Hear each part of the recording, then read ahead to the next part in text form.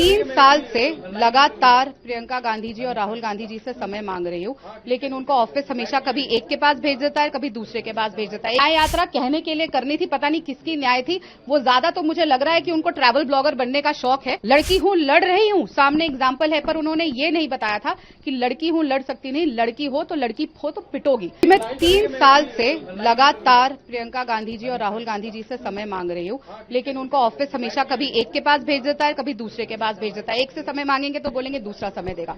लगातार न्याय यात्रा के दौरान भी मैं छत्तीसगढ़ की मीडिया देख रही थी। न्याय यात्रा के दौरान तब भी न्याय यात्रा की भी मैं इंचार्ज थी वहां की मीडिया की, तब भी राहुल गांधी जी किसी से नहीं मिले।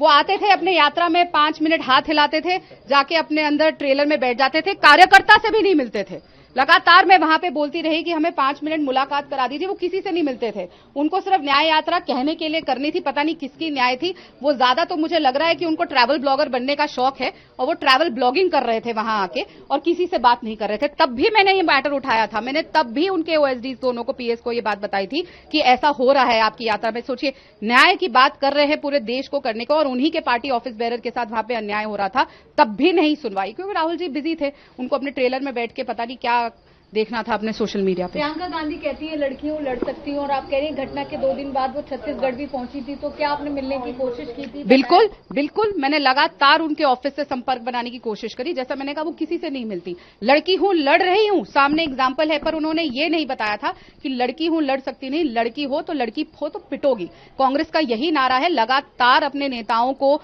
बदसलूकी करी जाती है। प्रियंका चतुर्वेदी के साथ हुई, जैसे मैंने कहा, अर्चना गौतम को तो खुद पीटा गया कांग्रेस कार्यालय में, मुझे कांग्रेस कार्यालय में बंद कर दिया गया। ये कोई बाहर की घटना नहीं है। जब कांग्रेस कार्यालय में, नेशनल कार्यालय में और स्टेट के कार्यालय में अगर ऐसी चीज हो रही है तो बहुत चिंतन का विषय है। जो लोग बात करते हैं महिला के न्याय की, जो लोग बात करते हैं मणिपुर की, कर्नाटक की, वो खुद अपने घर में लड़कियों को पीट रहे हैं और कमरे के अंदर बंद कर रहे हैं। और क्यों 3 आदमियों ने मुझे कमरे के अंदर बंद किया, ये भी बहुत चिंतन का विषय है। जी, आप राम मंदिर गई इसीलिए विरोध हुआ, आप लगातार ये कह रही हैं? जी बिल्कुल, ये सारा सिलसिला तब से शुरू हुआ, क्योंकि मैं सामने आके मैं इस बात से खुश हुई कि हम राम मंदिर जाने का, ये पीढ़ियों से हम इंतजार कर रहे थे कि कब राम मंदिर मिलेगा, कब राम लल्ला के दर्शन करने जाएंगे। और वो पार्टी जिसकी शुरुआत हर सभा की रघुपति राघव राजा राम से होती थी, मैं कभी जीवन में नहीं सोच सकती थी कि वो राम जी की इतनी दुश्मन निकलेगी और उनको इतना कष्ट होगा कि कोई राम लल्ला की उपासना करेगा, तो और उसका ऐसी सजा मुझे मिलेगी,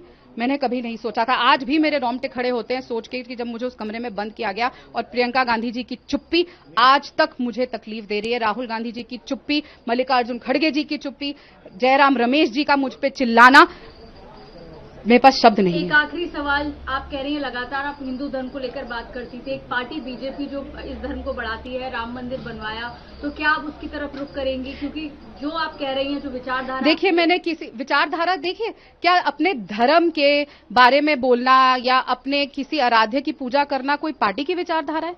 मेरा संविधान मुझे ये हक देता है कि मैं किसी भी धर्म को फॉलो करूं, कहीं पे भी जाऊं, कहीं पे भी पूजा करूं, तो इसमें कहीं पार्टी कहां से आ जाती है? लेकिन जब एक पार्टी इस बात का विरोध करने लग जाए, जो स्वयं को सेक्युलर पार्टी बताती है, जो स्वयं को संविधान का रक्षक बताती है, और वही संविधान के खिलाफ करने का काम करे, अपने आप को बाबा साहेब अंबेडकर जी की पार्टी बताती है और खुद ही संविधान के खिलाफ काम कर रही है, और लगातार देश भर में चिल्लाते हुए कह रही है कि हम संविधान को बचा रहे हैं। अरे, संविधान तो आप अपने पार्टी में ही नहीं लागू कर रहे। महिला के साथ उत्पीड़न पे आप चुप है, राम मंदिर पे हम जाते हैं तो हमें तड़पाया जाता है, तो ये कौन सा संविधान वो फॉलो कर रहे हैं? असल तौर पे तो संविधान की विरोधी कांग्रेस पार्टी है, महिला के विरोधी कांग्रेस पार्टी है। हर चीज न्याय पत्र कागज से लेके धरातल पर आज तक वो नहीं उतरा है। और मैं फिर बोलती हूं, मैं सवाल पूछती हूं राहुल गांधी जी से, मैं सवाल करती हूं प्रियंका गांधी जी से, मैं सवाल करती हूं खड़गे जी से, मैं सवाल, खैर वो क्या बोलेंगे, वो तो सिर्फ उनके पपेट है। मैं सवाल करती हूं